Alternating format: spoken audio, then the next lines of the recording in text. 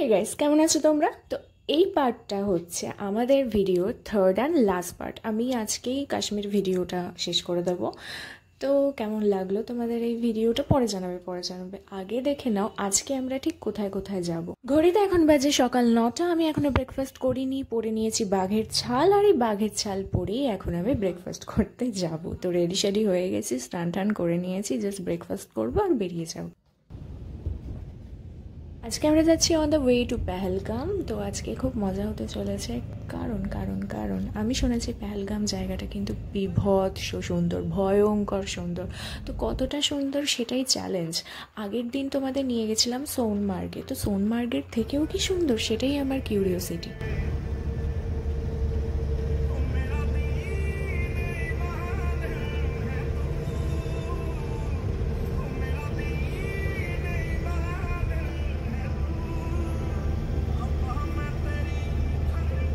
কাশ্মীরের রাস্তাগুলো এতটাই সুন্দর যে আমি রেকর্ড না করে থাকতে পারি না। আমার যদি কেউ বলে যে আগে আরও সুন্দর সুন্দর জায়গা আছে, সেগুলো রেকর্ড করিস না, রাস্তাগুলো তুলিস না, তাহলে আমার মধ্যে একটা গিল্ট ফিল হয় যে এত সুন্দর রাস্তা আমি রেকর্ড করবো না, আমি ছেড়ে দেবো কী করে হয়।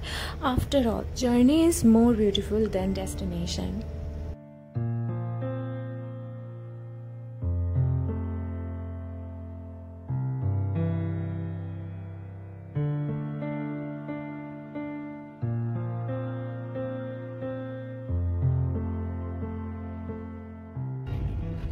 আজ আকাশে কিন্তু দারুণ মেঘ জমেছে, দেখা যাচ্ছে দেখো যে পাহাড়ে কিন্তু মেঘেরা খেলা করে বেড়াচ্ছে, ধাক্কা দিয়ে বেড়াচ্ছে। আজকে বৃষ্টি হবেই।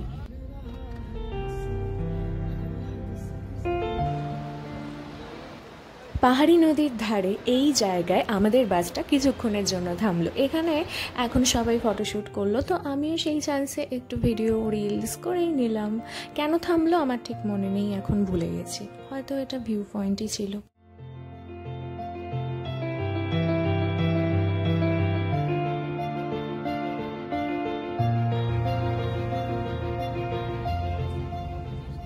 বলতে বলতেই কিন্তু বৃষ্টি নেমে গেছে। পাহাড়ে বৃষ্টি কিন্তু মারাত্মক রোমান্টিক হয়, আর সেই স্বাদ আমি কিছুতেই বোঝাতে পারবো না যতক্ষণ না তোমরা পাহাড়ে গিয়ে বৃষ্টি অনুভব করছো।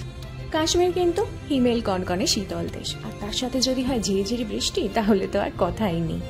একটা ঠান্ডা ফুরফুরে হাওয়া প্রতিনিয়ত তোমাদের মনকে জুড়িয়ে দেবে।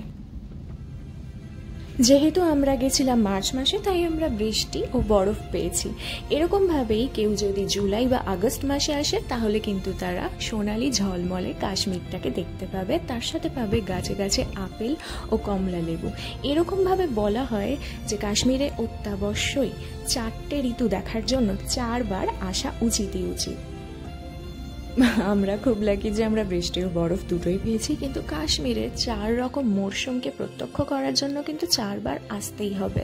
কাল বাদে পরশুদিন এই বিশাল সাম্রাজ্য ছেড়ে চলে যেতে হবে, বাট ইটস ওকে, আমি আবার আসবো। রাস্তাগুলো এতটাই মনোরম যে আমি আর কথা বলছি না। আপনারা চুপচাপ এনজয় করতে থাকুন আর দেখতে থাকুন কি সুন্দর এই রাস্তা।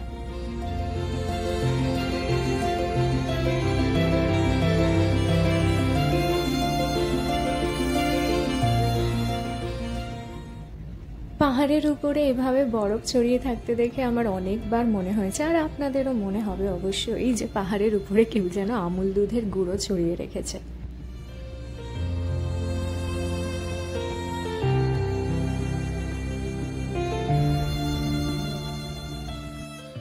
আমাদের গাড়ি ছুটছে আর সাথে চলছে তুষারপাতও।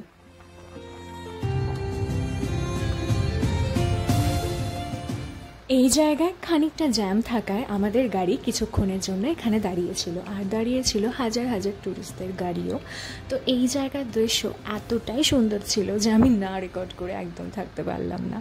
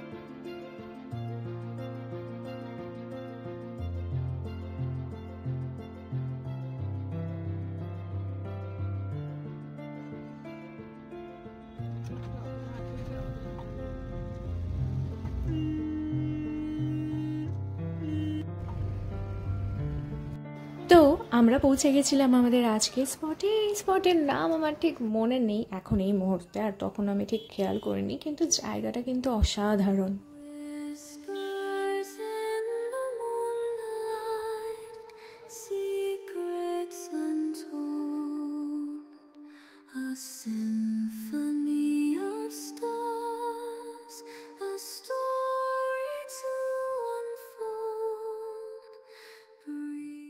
তো এখন যেটা হয়েছে, আমার বাবা মার একটু খিদে লেগে গেছে, কিন্তু কাছে পিঠে কোথাও হেলদি কিছু ছিল না, ছিল শুধু ওই মশালা পপকর্ন। তো বাবা মা ওটাই কিনতে গেছে, আর আমার ভূত চেপেছে যে আমি এখন ছবি তুলবই তুলবো। দেখুন কিভাবে টেনে হিচড়ে নিয়ে আসছে মেয়ে তার বাবাকে, দেখুন। এবং এই নিষ্ঠুর দৃশ্যটি আমি ফ্রেম বন্ধ করলাম।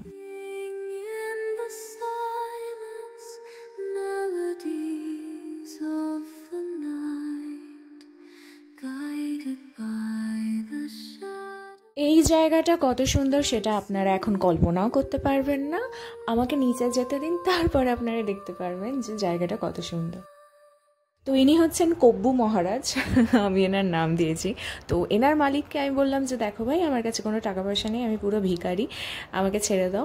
কিন্তু মালিকটি বড্ড সুন্দর। তিনি কি করলেন, তিনি আমার কাঁধে তার পায়রাটিকে বসিয়ে দিলেন, কাশ্মীরি পায়রা এটা। তো বসিয়ে বললো ঠিক আছে ম্যাডাম আপনি ছবি তুলুন। তো আমি তো খুশি হয়ে গেলাম, আমি তো মনের খুশিতে ছবি তুললাম। আমার উপর টর্চার করা হয়ে গেছে, আমার মায়ের উপর টর্চার হবে। আমার তো মাকে টর্চার করতে মারাত্মক ভয় লাগে রে বাবা, কখন মেরে ধরে দেয়। ফটো উঠেছে টিং। তো তারপরে আমি আর মা মিলে প্রচুর ছবি তুললাম, আর আমাদের ড্রাইভার আমাদের বেতাব ভ্যালিতে নিয়ে গেল না, তাই আমি ওপর থেকেই কিছু স্ন্যাপস তুলে নিয়েছিলাম।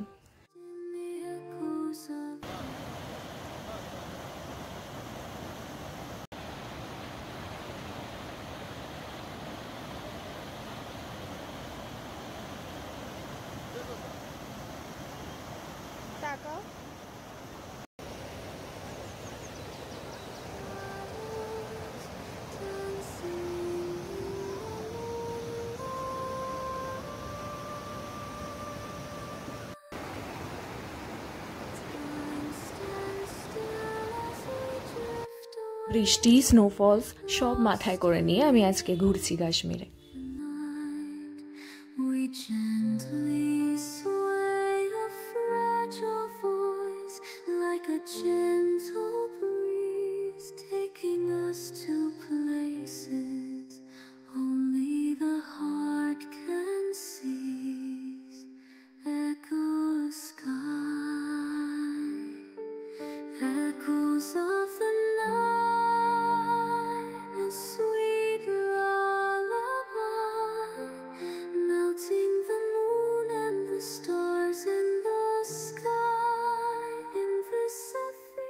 তো আমরা ওপর থেকে সমতলের দিকে কিছুটা চলে এসেছি লাঞ্চ করব বলে, আর লাঞ্চটা এখন আমাদের হয়েও গেছে। ফিরতে ফিরতে হয়ে যাবে রাত, শুধু এবার হোটেলে গিয়ে ঘরে ঢুকে বিছানায় বডিটা ফেলে দেবো। এইভাবেই সেই দিনটা শেষ হয়ে গেল। পরের দিন তো ব্যাপারটা হচ্ছে আমার রাতে ঘুম হয়নি, সেই জন্য মাথাটা একটু খারাপ হয়ে রয়েছে। তার আমি ব্রেকফাস্টেও আজকে কম খেয়েছি, জানি না কোনো রিজন নেই, হয়তো জার্নির জন্য বা কিছু হতে পারে, যা কিছু হতে পারে, বাদ দাও। हम लोग जाएंगे दूध पत्री में। তো দুধ পাত্রি আমি দেখিনি, নাম শুনেই মনে হচ্ছে খুব ইন্টারেস্টিং, দেখা যাক জায়গাটা কেমন। তারপরে আমরা যাব টিউলিপ গার্ডেনে। আর তোমরা জানো যে আজকেই টিউলিপ গার্ডেনটা খুলেছে। আজকের দিনটা অতটাও গোমরামুখ নয়, সোনালি রোদ উকি ঝুঁকি নিচ্ছে গাছের ফাঁক ফোকর থেকে, আর তার মধ্যে থেকেই ছুটে চলেছে আমাদের ছোট্ট মিনি গাড়ি।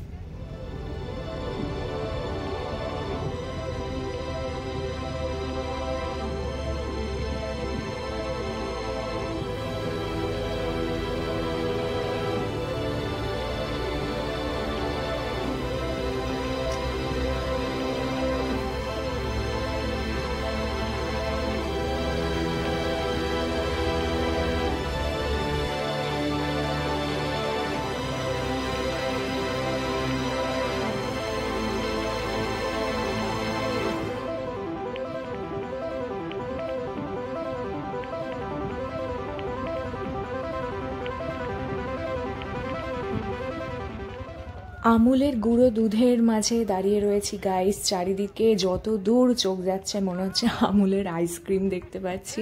এইটা দুধপাত্রি, আর আমি বুঝতে পারছি যে কেন এটা দুধপাত্রি। তো এখানে একটা নদীও আছে, একটা ঝর্ণাও আছে। ততদূর না আমি যাইনি, কেন যাই না, হয়তো আমার মুডটা খারাপ ছিল বা পা ব্যথা করছিল, সেটা আমার মনে নেই এখন।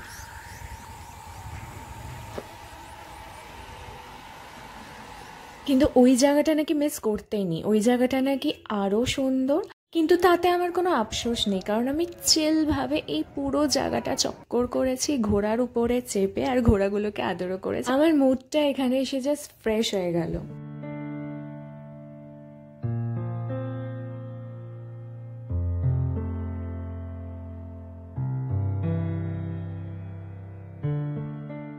তো এখন আমরা দুধপাত্রি থেকে আবার শ্রীনগরে চলে এসেছি, আর এখানে আমরা লাঞ্চ করব। আর লাঞ্চ করে আমরা একটু সময় নষ্ট না করে সোজা চলে যাব টিউলিপ গার্ডেনে।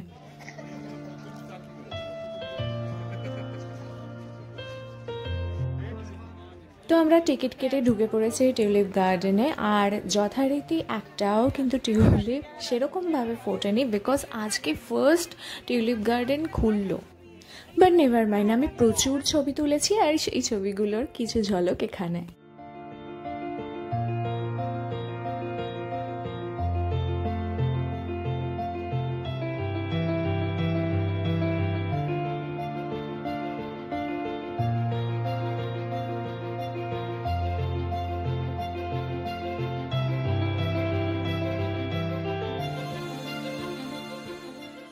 পাহাড়ের গায়ে এত সুন্দর একটা টিউলিপের বাগানে ঘুরে বেড়াতে কেই না চাইবে। আর শুধু টিউলিপ না, এখানে আছে হাজার রকমের ফুল, আর উড়ে বেড়াচ্ছে আতরের মতো মিষ্টি সুগন্ধ, অবশ্যই ফুলের সুগন্ধ। তো এই জায়গাটা না স্বপ্নের মতো। এখানে একবার আসলে কিন্তু গোটা একটা দিন কিন্তু অনায়াসেই কাটিয়ে দেওয়া যায়।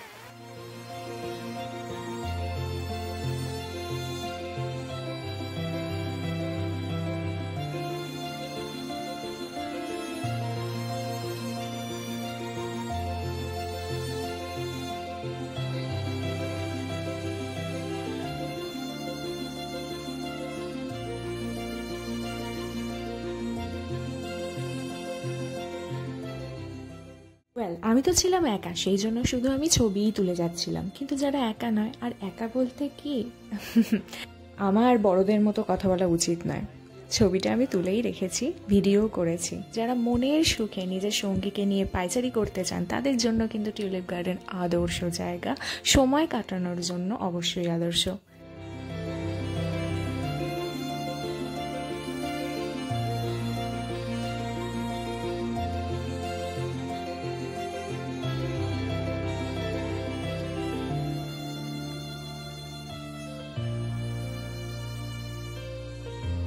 পাহাড়ের দাপাদাপি আর চড়াই উতরাই যদি শেষ হয়ে গিয়ে থাকে, তাহলে টিউলিপ গার্ডেনে এসে অমিতাভ আর রেখার মতো স্টাইলে সারা দিনের ক্লান্তি ভুলে গিয়ে ধীরে সুস্থে এই সময়টুকুকে উপভোগ করে নিন।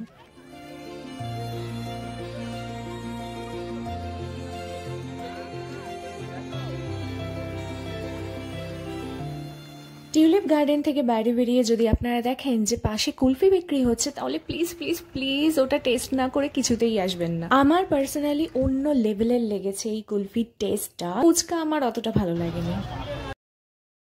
তো যেহেতু আজকেই শেষ রাত, সেই জন্য আমরা শ্রীনগর মার্কেট থেকে এখন কিছু কেনাকাটা করে বাড়ি ফিরবো।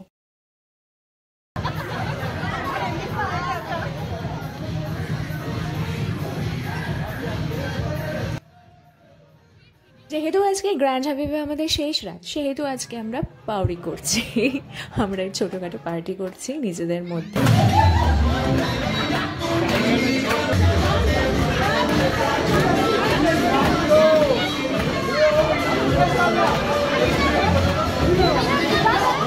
তো বন্ধুরা, শেষ হলো আমার কাশ্মীর ব্লগ। আশা করি তোমাদের সবার একটু হলেও ভালো লেগেছে, একটু হলেও আমি আনন্দ দিতে পেরেছি। তো বেশি আশা করব না, আমি চাইবো যে তোমরা একটু সাবস্ক্রাইব করে দাও আমার চ্যানেলটাকে। আরও শুধু লাভ তোমাদের সাথে থাকবে আগামী দিনেও।